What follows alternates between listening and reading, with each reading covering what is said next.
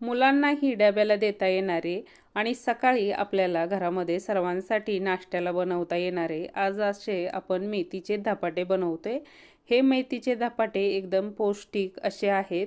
त्यासाठी आपल्याला ना मेथीची भाजी घ्यायची आहे। मेथीची भाजी मी घेताना ना थोडीशी देठा साईड घेतलेली आहे। दोन पाण्याने ती स्वच्छ धुवून घेतली, नितळून घेतली आणि इथं बघा एकदम घट्ट मुठीमध्ये पकडून ना बारीक बारीक अशी चिरून घेतली। धपाट्यासाठी ना एकदम बारीक अशी आपल्याला ही भाजी चिरून घ्यायची आहे। ती आपण परातीमध्ये एका साईडला ठेवून घेतली। त्याच परातीमध्ये बाजरीचं पीठ 2 वाट्या, 2 वाट्या ज्वारीचं पीठ, 1 वाटी बेसन पीठ, 1 वाटी गव्हाचं पीठ असे 4 पीठं घेतली। मेथीच्या भाजीमध्ये ते मिक्स करून घेतली। नंतर मग त्याच्यामध्ये घालण्यासाठी इथं मिरची आणि कोथिंबीरीचा ठेचा करून घेतला, आलं लसूण आणि धनं जिरं आणि ओवा आपण जाडसर असा वाटून घेतला। 1 चमचा तीळ पांढरं, हळद आणि चवीनुसार मीठ हे सर्व साहित्य आता आपल्याला पिठामध्ये चांगलं मिक्स करून घ्यायचं आहे। पिठामध्ये मिक्स झाल्यानंतर आता हे पीठ मळून घ्यायचं आहे। मळत असताना ना थोडं थोडं पाणी घालत हे पीठ मळायचं आहे। पीठ थोडंसं धपाट्यासाठी ना घट्टच मळायचं आहे। जे आपण इथं बघा मळून घेतलं, जे परातीला लागलं होतं ना तेही काढून घेतलं आणि त्याच्यामधलाच एक गोळा घेतला, तो परातीमध्ये ना चांगला मळून घ्यायचा।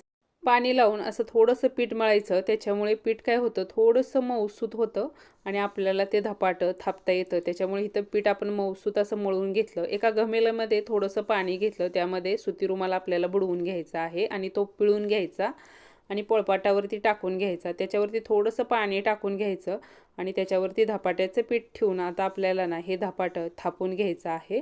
थापत असताना आपल्याला चारी बोटांनी हे पीठ पुढं सरकावत सरकावत थापायचं, त्याच्यामुळे आपल्याला धपाटं ना नीट थापता येतं। धपाटं थापल्यानंतर त्याला ना बोटांनी छिद्र मारायची। जेवढी जास्त छिद्र असतात ना तेवढं धपाटं लवकर भाजल्या जातं। नंतर त्याच्यावरती मी तीळ घालून घेतलं।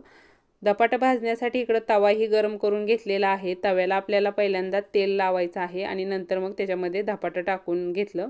धपाटं थोडंसं कडला पडलं होतं तव्यामध्ये, नंतर मी त्याला पाणी लावलं आणि चमच्याने काय केलं साईड मोकळ्या केल्या आणि बरोबर तव्यामध्ये मध्यभागी धपाटं घेतलं। एका साईडला 1 मिनिट चांगलं आपल्याला धपाटं भाजून घ्यायचं आहे, तेल लावून घ्यायचं आणि मग दुसऱ्या साईडनी पलटवायचं। दुसऱ्या साईडने आपल्याला 3 मिनिट एवढं छान असं धपाटं भाजून घ्यायचं आहे।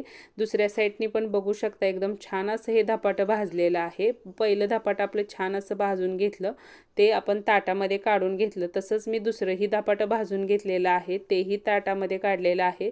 मस्त असे मेथीचे धपाटे झालेले आहे।